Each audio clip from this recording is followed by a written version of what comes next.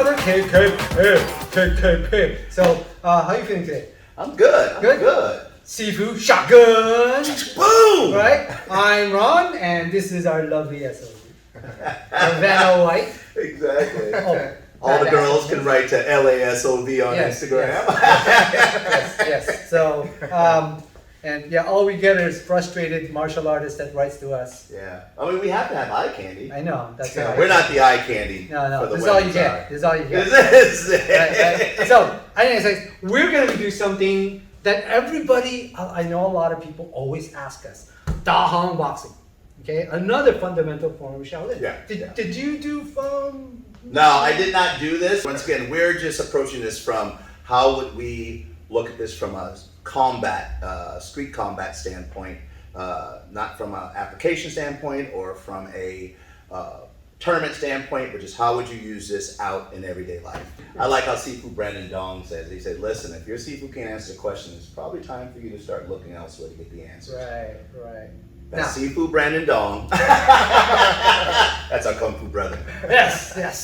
Yeah, we're the black sheep cousins. Hey! Yeah, we really are. We're the black sheep cousins of Chole Foot, basically. So when people see us, but it's not only Chole Foot, when people see us, they're like, oh damn. Here they come. Hello! They're like, How are you? When you get to know us, you're like, oh wow, these guys are literally like they are on the camera. They're nice, they're fun. Sure. Now what we're gonna do is we're gonna break this move down. It's from the Dahong boxing. This is what it looks like. The thing that we're gonna be doing on this one is this one. It's called the Shi Ji Kai Jiao, which is Cross kick. cross kick, right?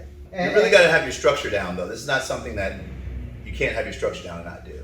Once again, when we watch forums, we're looking at it from a combative standpoint. Right. And for us, being really fast and being combative, having combative rhythm is not the same for us. Right. So Sifu Gus, how would you guys rate this? I actually kind of like this one.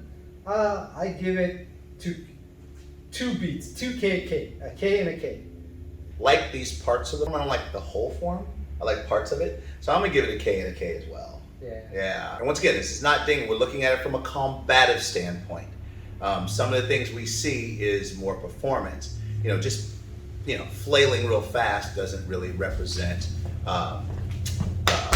true combative street fighting or presenting a presentation of stopping power. I call it the mutilation factor. Right?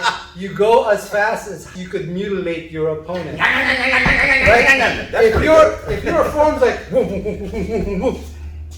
if your guy you're fighting is made out of paper, great. Right?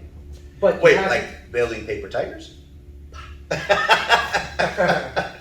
Thanks, Sifu Quasi. You gave me a paper tiger concept. All right. So, okay, so the cross kick, I like the concept. One of the things that he did is he threw a kick this way, and can you have your hand up? He threw a kick and came this way. Right. Not bad. Not bad. We do that all the time. Yeah, a lot. Is once I kick to the inner thigh, it affects his center line, right? And you have to be careful because if I kick and then he becomes aware and he steps out, this is where his power line is at, right? So I would change that if I'm allowed to KKP-ify this. Oh, there you go, baby. I must KKP-ify it. So what I would do is standing here, I would come here. Oh yeah. And then it sets up my next strike. Yeah, but that wasn't cross though. Yeah. KKP-ified it though. Yeah, watch. I kick this way. You went like this though. To the right and left. Okay, but I went right. Can I go this way? Oh, I gotta use the right hand. Yes! I'm messing with him though. But I'm KKP-ifying. I was gonna use the right hand just after that. I love messing with him. Now, but this is the great thing about the methods that we talk about. So I did it this way, right?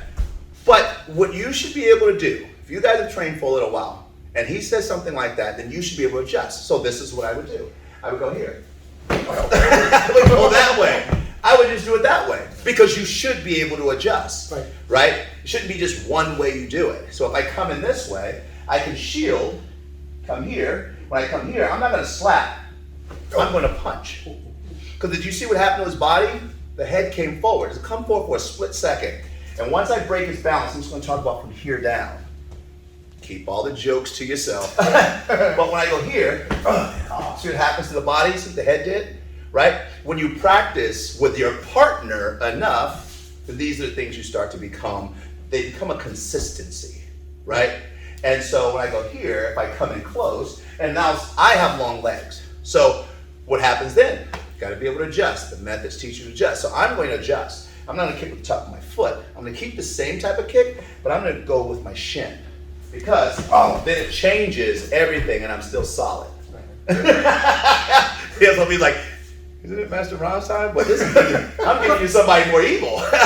You'll notice out of all our videos, we tend to always, sometimes we do cross, but sometimes we do a lot of same side attacks. Mainly because you can reach farther with the same side attack. And then we finish up with a cross. That's what my brother just did on that one, where he went, bam, and then this came in.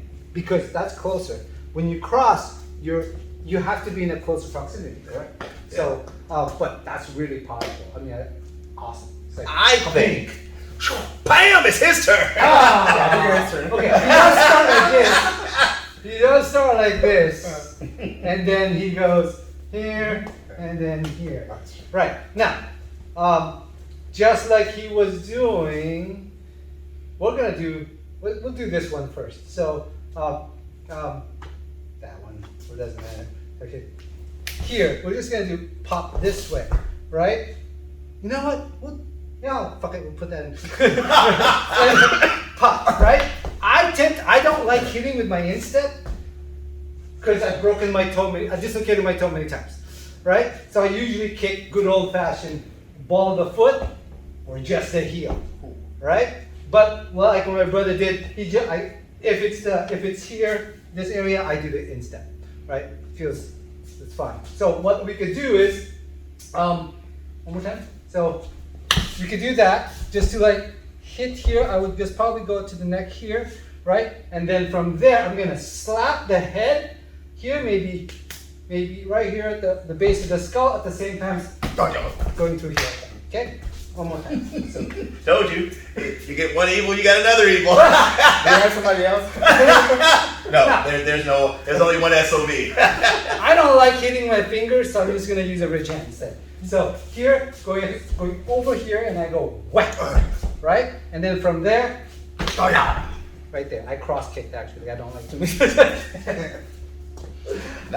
But I like his better. That's what I would do, right? That's because the shotgun is simple. I know. But so those are the kind of things you can go here. If you want to do a double kick, he's too close. So you just punch this way. We're gonna do this way, right? And then we're gonna do.